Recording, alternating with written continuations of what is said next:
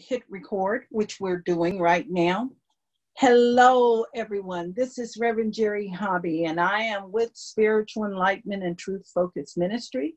And on behalf of Larry Hobby, I am welcoming you to this book webinar. We're going to have a wonderful time this evening. We have a lot of people that are joining us both through Zoom and Facebook. And I'm so happy that you have joined us.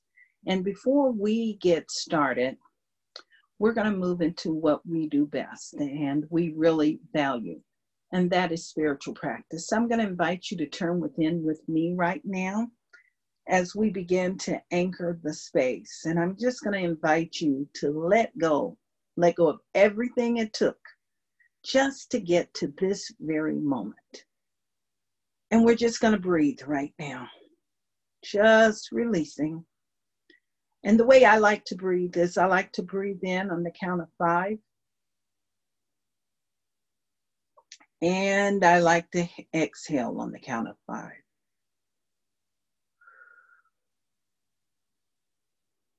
And let's continue to breathe in that manner.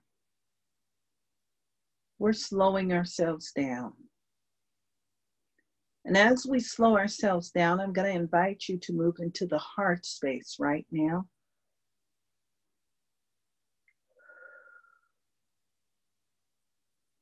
And as you move into the heart space right now, I'm going to invite you to focus on a personal moment of self-care. Just recall a moment of self-care.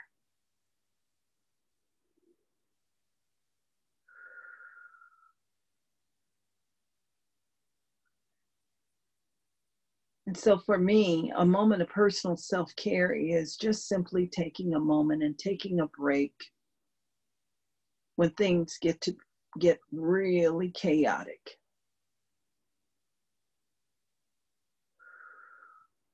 When it seems like things are not working. So for example, for me, this afternoon, my moment of self-care was sitting outside on the patio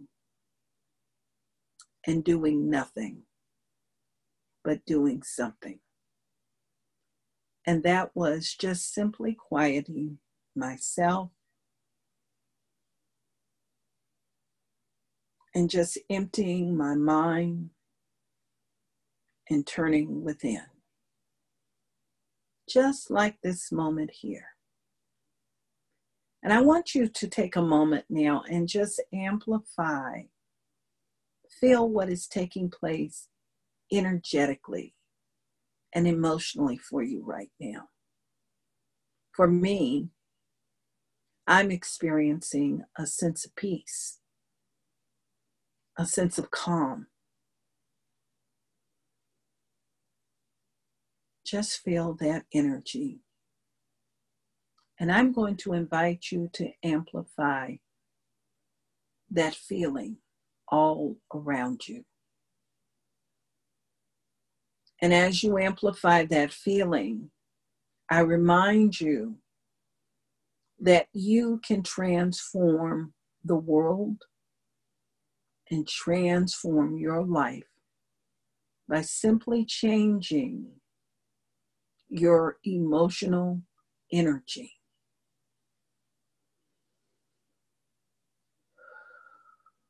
Just breathe.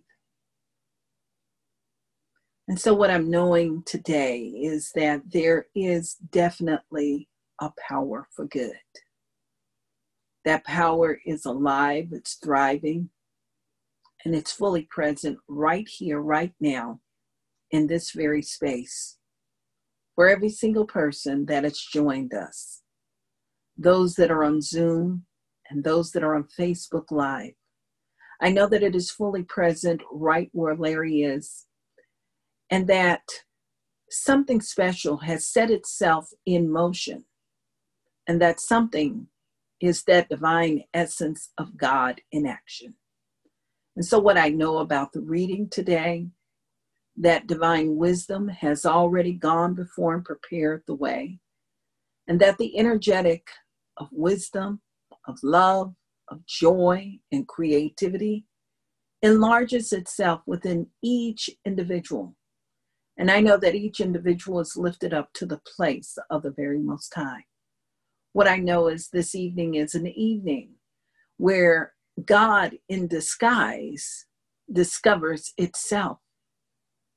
And it also discovers its mirror, its mate, in each and every single person that we come into contact with. So in this space right here and right now, I'm just giving thanks for this wonderful blessing. And I simply release these words right now into the action of universal law, knowing it as perfect and also knowing it as good. And we affirm all together. Over here, Hobby. And so it is. Amen. Yes. So it is. Yes. So I'm going to mute us all. Thank you. And for those who don't understand the term Ashe, Ashe means may your words have power. I am unmuting Mr. Hobby right now, and we're going to turn it all over to him. Thank you, Reverend Jerry. All right. Everybody on Facebook saw you too. Well, anyway, guys, for those that are tuning in for the first time, this is our second week, I think. A second or third week. Third week. It's the third week. And the name of the book is I Am God in Disguise, and So Are You. It's by Craig Kavlabo. And right now we're, if you happen to have the book, we're on page 43. And I'm going to start from where we left off. And he talks about the school of life. He said the school of life with its constant tests and trials has worn the bodyguard down. When he eventually grows weary, he will temporarily drop his guard. This is all part of the game plan. And during this momentary rest, our mind is free to wander. With no outside control or influence, the mind will naturally wander within. Yes, this is a natural pull that we have that we've never really felt before due to all the outside interferences. And in this time of weakness, we finally look within, and Yahoo sounds the trumpet. All the pain, suffering, and struggles of school were intended to lead us to this moment. But why did we finally look within when given the opportunity? I believe we simply become frustrated and are looking for different results. The bodyguard has provided us many external solutions, trying to help us fill the void. Now, the school of life has done its job. The pain has pushed us to redirect our focus. We've reached a point in our education that we demand more. This empty void must be filled, and this struggle must come to an end. When I say finally look within, I mean this literally. This is not some hocus pocus concept. You will actually find yourself closing your eyes and saying to yourself, I've had enough, what's next? And during all this internal turbulence, the sleeping giant has grown restless and begins to awaken. Maybe he hears you call. I've had enough. What's next? And if you were paying attention, you might have noticed during this self-talk that there's a speaker and a listener. The speaker is our physical self, using words or thoughts. The listener is our divine observer. If you miss the subtle interaction, it's not too late. You can try this simple exercise right now. Find a quiet spot where you can sit for a moment. Close your eyes and say, hello. Hello, is anyone in there? I know this sounds crazy, but give it a try. And don't forget to lock the door. It's best to say these words silently and thought only. Don't look for a verbal response. If you hear one, this will only be your bodyguard trying to interfere. I'm simply asking you to recognize that your thoughts are being heard. Try it again. Hello, hello. Knowing there's a part of you that silently observes these thoughts is the first step to discovering your divine nature. Stay tuned. When we learn how to collaborate with this part of ourselves, your life will be transformed. Discovery is a huge moment. I cannot emphasize enough how important it is to reach this level of the game. Without discovery, you cannot evolve and experience the joys of being a conscious player. The silence created by the temporary absence of the relentless chatter, which is that ego talking to you, allows you to reach this stage. The sleeping giant is now awake. The veil is briefly lifted, and you can feel the comfort of not being alone. When you reunite with your divine nature, that empty void is filled. You briefly experience a sense of oneness. Although this union will prove to be short-lived for now, this discovery changes everything. This new awareness has activated a consciousness in every cell of your body. Life will never be the same. This might be a good place for a quick timeout to discuss this spiritual terminology. I promise you a simple story that would demystify the spiritual path. I do not want any confusion over semantics. Since many of these terms are subject to debate, I will simply tell you how I define them. After all, words are just symbols for ideas. This explanation might help you better understand my idea. So what did you just discover anyway? Is it the soul? Is the soul the same as God?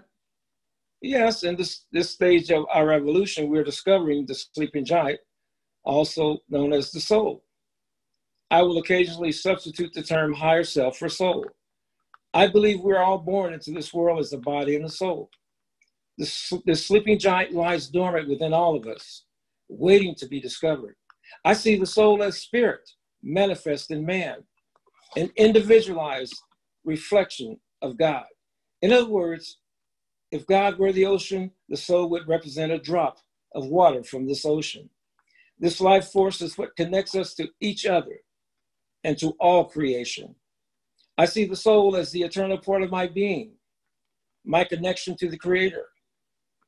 I will often use the words creator, source, divine, universe, or spirit interchangeably with God. I believe as human beings, we all consist of body, soul, and spirit. As you will soon discover, the lines become blurred after surrender. Actually, these lines are merely illusions of separation, which will disappear entirely as we merge into one. Life becomes very simple after surrender. No debate over spiritual terminology will be necessary after our reunion. Now, back to school. When the school of life finally leads you to look within, you discover your soul. This is your connection to the divine. That's why it feels so freaking good. Even when we're unconscious sleepwalkers, we were never really separate from our source. God patiently waited for you to make this discovery. As explained earlier, the game plan was for the soul to go into hibernation while the BBM went back to school. We needed to learn the ropes and be strengthened for the awesome adventure that lies ahead. Hopefully you don't run out of time. Free will determines how long we linger at each stage. Most people do not make this discovery until it's too late.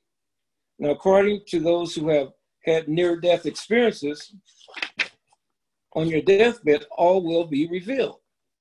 I once heard Anita Moorjani speak at a Hay House conference. She described her illness, coma, and NDE. Anita said, after this experience, I just wanted to grab people and shake them. Wake up. You are an amazing gift from God. Don't waste another moment. Anita goes into great detail about her near-death experience in her amazing book, Dying to Be Me. Although we finally get to graduate from school, this does not mean our spiritual journey has come to an end. When I first made this discovery, I thought I had arrived. Hallelujah, my journey is now complete. I am an enlightened man. Wow, was I wrong? While I was getting all new, agey, rediscovering my divine nature, I had forgotten about my fearless bodyguard, the loyal one who's been working 24/7 to protect me. During the bodyguard's brief rest, the mind is allowed to wander into this unknown realm. As a result, unsettled emotions bubble to the surface. Instinctively, feeling a threat, the bodyguard violently jumps back into action to rescue us from the unknown. Remember, the bodyguard has gotten very good at his job. With renewed strength, he returns to his position, unaware of our temporary reunion with the giant. We are now torn between our loyalty to the bodyguard and our newfound connection to the giant. The bodyguard and the giant will fight for our attention. An epic battle lies ahead. Now, in summary, we must learn from the highs and lows of the human experience. We'll get through school quickly if we pay attention and look for the wisdom in all the lessons. At some point on our journey, we are inspired to look within for guidance. The school of life has done its job. All experiences in life has been designed to lead us to this moment. Although amnesia is a necessary part of our journey, so is remembering. Forgetting not the root of all evil, but not remembering is a problem. We have somehow grown complacent in our discomfort, and this discovery was long overdue. This sets the stage for an epic battle. Do we remain complacent, following instructions from our loyal bodyguard, or do we take the leap of faith and allow the giant to lead the way? Congratulations, you have made the most important discovery of all time. You are now a seeker on your spiritual path. You are a conscious player in the game of life. Will you now find the courage to surrender? Now, let's go to chapter 3, the epic battle. After discovery, life will never be the same. This is a good thing. The giant is awake, and we now feel the pull of our divine nature. We still have hurdles to overcome. The bodyguard is not ready to give up control of his kingdom. The giant soon discovers he now has a roommate. To make matters worse, this roommate is a real control freak.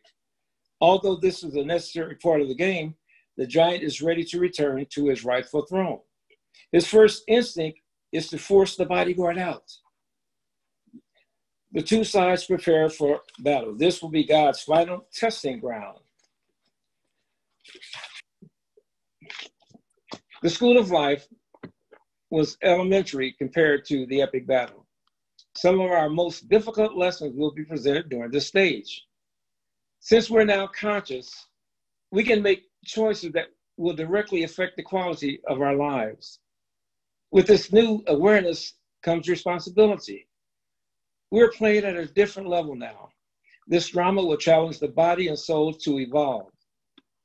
Will the two sides learn enough during this lifetime to connect? Or does the soul return home empty-handed to await its next assignment? You see, the soul has been through this process many times.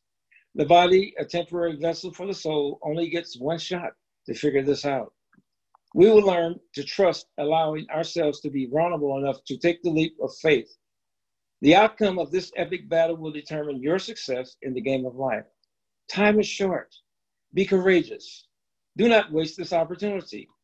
Truth be told, most of us will not reach this stage of surrender.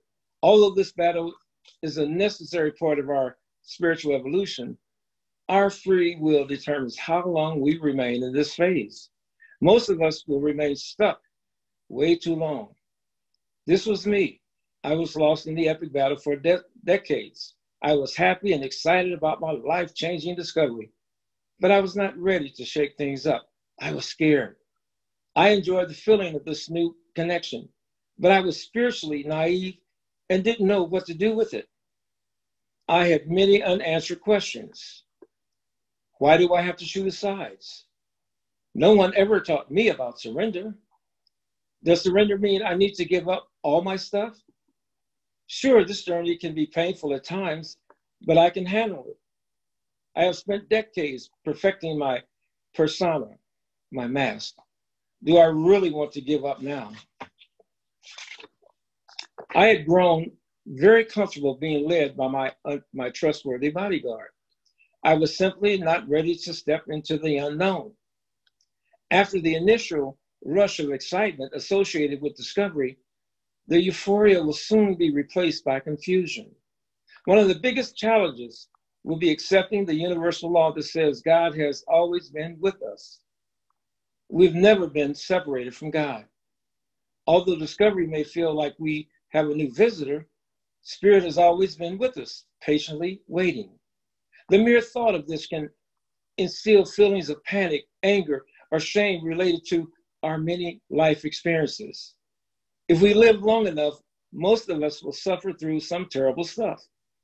Before we accept this universal law, we will naturally ask, where were you? Why didn't you help me? How could you let this happen? Is this really true? I've spent countless hours meditating on these questions. The answer that kept returning was yes. Not only was I with you during all of your experiences, but I allowed these things to happen. Ouch. Damn those universal laws. It took some serious soul searching before I was able to understand and accept this answer. You see, the most difficult life lessons are forgiveness, compassion, and unconditional love. These advanced lessons could not be taught in the school of life. Strength and self-awareness are necessary. To truly embody these qualities, we need to go to some dark places. If being a victim isn't bad enough at times, we might actually need to experience playing the role of the bad guy. For example, let's say your mother was a bipolar alcoholic who would abuse you emotionally or physically when she was having a bad day. Fast forward 10 years and you're now a young mother who occasionally lashes out at your child in fits of anger. Or maybe you were bullied as a child in school and discover that you have become a bully in your workplace as an adult. So if you're aware enough to awaken during this process, you can learn the lessons and break the cycle. You've gone to a dark place as a victim, and at times as a victimer or victimizer. As angry and ashamed as we feel, these experiences are often necessary to teach empathy, forgiveness, and compassion. The cycle of violence and abuse can be broken. All of God's creations deserve a path to healing, but we can't take our pain, hate, or anger with us. When you're ready to accept this universal law, you must forgive and love yourself before you can be available to help others. If we're open enough to embrace this awareness, we can move through this process quickly. I'm optimistic. A spiritual revolution is upon us. We must awaken now or risk being left behind. We're moving into an enlightened age. Parents are teaching their children these universal laws and spiritual principles.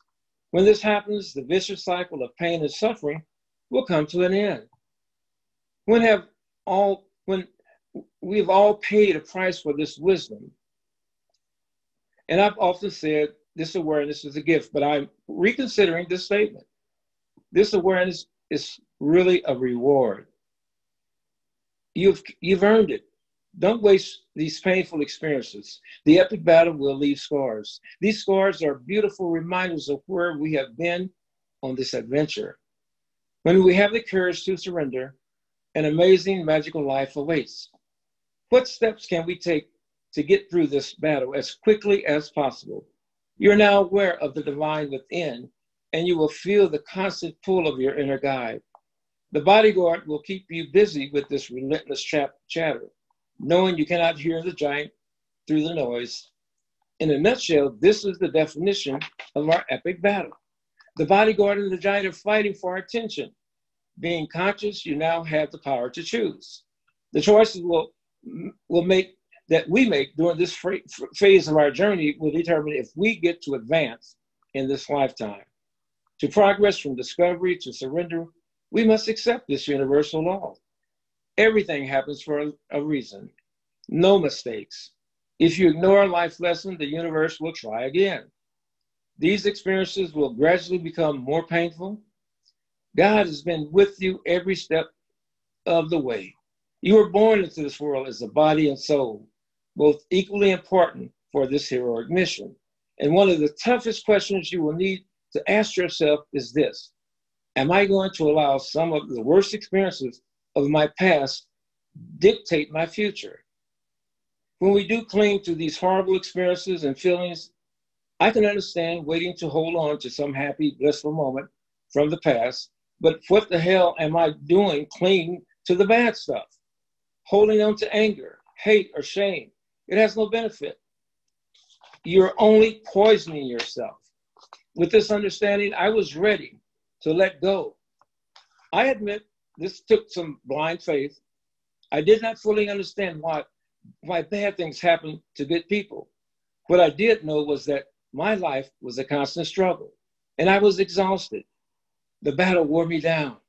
Remember these words: the battle wore me down. It's time to sound the trumpets again. And this is another one of those huge moments. I just answered my own question. This is why bad things can happen to good people. This is all part of the game. These bad experiences did exactly what they were designed to do.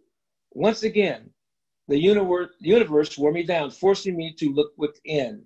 These painful experiences actually rescue us from being stuck. No mistakes. Again, the more stubborn we are, the harder the lessons will become. A big decision is now at your doorstep.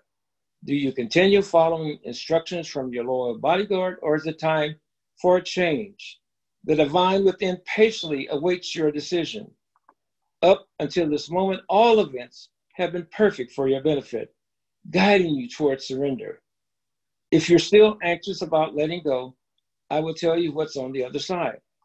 The drama, pain, and struggle associated with your everyday life will soon come to an end. You'll begin to see past experiences in a new light. You'll begin to take back your power. You've made it through this epic battle and have the scars to prove it. You deserve a trophy. Don't be ashamed. Our scars should be considered sacred. Be proud of all the challenges that you've overcome. And why do we resist surrender? Since I was of the stubborn ones, one of the stubborn ones, spending decades lost in this battle, I spent a lot of time contemplating this question. Maybe you can relate to some of my excuses. Fear of change. The unknown can be scary. My life might be a struggle now, but it feels predictable and safe. I've learned how to manage the painful moments. It's not all that bad. And it's easier to be a victim. Moving from being a victim to a conscious player in the game of life is very powerful. To admit you have this power means you must take responsibility for your current life, conditions. Your external world is a direct reflection of your inner world. We must have the courage to accept this responsibility and do the work required for change. Most of us are not willing to do the work. We feel shame for forgetting our divine nature. We don't understand that forgetting is a natural part of our evolutionary process. Most of us have been brought up in traditional religious dogma to be God-fearing people worried about upsetting an external judgmental God. Oh my gosh, I've been ignoring you for a long, long time, and I'm sure it is too late for me. At this stage, most of us are still unaware of the nurturing, loving, non-judgmental God who resides within each of us. What will others think of me? I don't want to appear weak. I have spent decades creating this facade. This was the protective mask my bodyguard helped me create. I didn't really see an alternate group to join. I considered spiritual people to be kind of weird. They didn't look like me. They dressed funny and they used the G word too much. No offense to the bearded, turban-wearing teachers who still inspire me today. I know this sounds superficial, but at this stage on my path, I was not very courageous. Although I felt drawn to New Age teachings, I didn't have the courage to be open about it. I would secretly study these spiritual books and hide them from friends and family. The bodyguard and the giant were simply not ready. These two powerful forces viewed each other as enemies. In the early stages of this battle, they were in no mood for surrender, both considering themselves as rightful master of the kingdom. Until these two evolved, the battle will continue. I still felt a strong loyalty to my bodyguard, although I was now aware of Dollar's I was now aware of my divine nature. I created the bodyguard long ago when I needed help. I can't abandon him now. We've all been misled by the so-called experts. Most of the self-help gurus talk about the need to kill the separate self. Yes, we're taught that to live happy lives, we must eliminate the ego, personality, and everything associated with this false self. What a bunch of crap. The bodyguard and the monkey always get a bad rap. The bodyguard is the control freak, and the mind is a monkey mind because we assigned him an impossible task long ago. Control my world, protect me 24/7. Talk about mission impossible. Addictions keep the mind focused on the body. Many of the external solutions we have tried to help fill the void. They have proven to be very addictive. Look around. We're all hooked on something. Food, sugar, alcohol, drugs, sex, internet, porn, video games, etc. These addictions distract us. Our human consciousness is forced to focus on feeding the monster. This makes it very difficult to have an authentic connection with spirit. Drug and alcohol abuse kept me feeling sick and tired for decades. I consider the alcohol trap to be a big reason why many of us struggle on this spiritual path. If you find yourself stuck in this rat trap, you're not alone. Over 70% of the adult population is with you. This elaborate trap, one that causes sickness, addiction, and death, have passed down from generation to generation. You never really had a chance. Everyone was on this grand scheme. Ever since you were a child, the huge corporations have been grooming you to purchase their products. Do you really think strawberry, kiwi, wine coolers are made for adults? The state and government generate billions of dollars from alcohol tax revenue. Our healthcare industry makes huge profits treating us from all of our alcohol-related illnesses, diseases of the stomach, liver, pancreas, cancers, dementia, depression, etc. Finally consider our friends and family who can't wait until we're old enough to join their fun. Most have good intentions, blind to the trap they are in. Others are aware, but fear being alone. Have you ever heard the old saying, misery loves company? You can download the complete article, The Alcohol Trap, from my website. I share some of my thoughts on this global epidemic, which is responsible for delaying our spiritual growth. Knowledge is power, and climbing out of this trap is challenging but it's achievable. If I can do it, anyone can. Like a magician, revealing the success of a trick with this new insight. You can never be fooled again. In Annie Grace's book, This Naked Mind, many of the myths related to this elaborate trap are exposed. For me, the path to freedom was understanding how the mind was tricked and having faith in the universal law that says everything happens for a reason. One of my favorite quotes from Annie's book can be found on page 206. And now you have the advantage. You experienced alcohol addiction, and now you know how vile and insidious it is. I have a perspective that the non-drinker doesn't have. I've seen the evils firsthand. Survival deserves a medal, not a stigma. I am stronger than before. I now have a shield of experiential armor. I feel strong enough to stand up and fight. And again, okay, it doesn't kill you, makes you stronger. So don't be anonymous. Yes. I'm hoping that you're hearing me. Yes, I hear you. And it is time for us to bring this reading to a close this evening.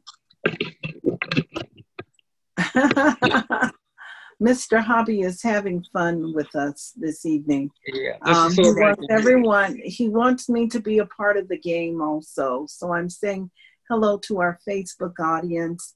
We're bringing it to the reading to a close now, and we do have the space opened on Zoom, and I'm going to invite the Facebook audience to consider joining us through Zoom. That is how you're able to ask questions, make comments through Zoom. So I'm opening it up right now.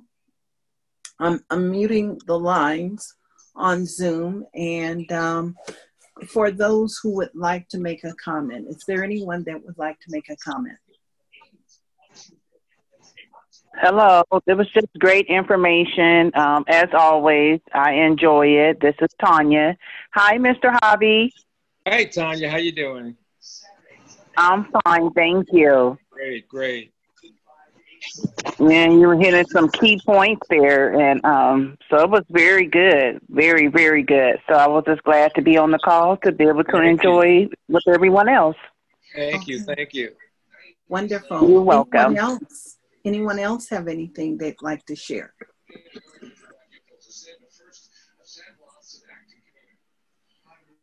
Well, my comment, Larry, is that you're hitting all the buttons, especially during this time. It seems like this book was written during these times. And of course, this was something that was going on for many people. And maybe it wasn't as heightened, there wasn't as much of a heightened awareness as it is right now with everything going on with COVID-19. Anyone, was there anything that hit a button that you might want to share? Maybe perhaps somebody else may be able to relate to it. Okay. Well, I'm so grateful that you guys have joined Larry. And of course, Larry will be with us again next Wednesday. There are some things that are happening, and we do have a few changes in our schedule. For those that are interested, within the next 24 hours, you will be receiving a replay of last evening's program. And that was with We're All in It Together, and we were working with stress, coping with stress and mental health during COVID-19. On Friday, we are going to meet again at 6:30, and we have a special treat for you, and this is education and growth during COVID-19. Now, I'm going to say this is for everyone. If you know anyone that has children, they should be on this call. If you know anyone who is thinking about getting their lives together or making changes as they move out of COVID-19, and it is time for us to start focusing and thinking about that, this is a place for you to be, because there's going to be some valuable information that will be coming down. There'll be some really good thought, and we're bringing in the best of the best in the area to talk to you, to share with you, and to really support you in this process. In addition to that, I'm going to invite you to join us with our class that is coming up in May. It's May 19th. It's the Prosperity Plus 3. And we're opening this class up to everyone. There is no charge for the class. The only requirement is that you purchase the material, and you will find the link if you are a subscriber to our eBlast program. You will find the link in the newsletter. The information will also be posted on our Facebook platform. But I'm encouraging you to register for this program. Our entire leadership is going to be participating in this program, and it is going to be wonderful. Any other questions or any other announcements? Okay, well then I think we'll want to turn it back over to you, Larry Hobby, to close us out. Okay. I want to thank everybody for being on this evening. And I hope that everyone really benefited from this part of the book. And there's more to come.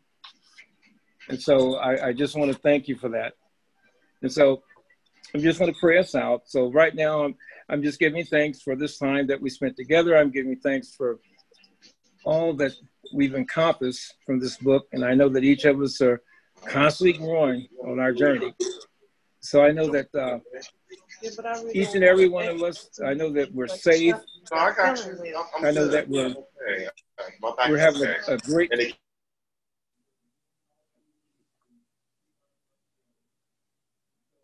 grateful for every one of you that's on this call, that's on Facebook Live tonight.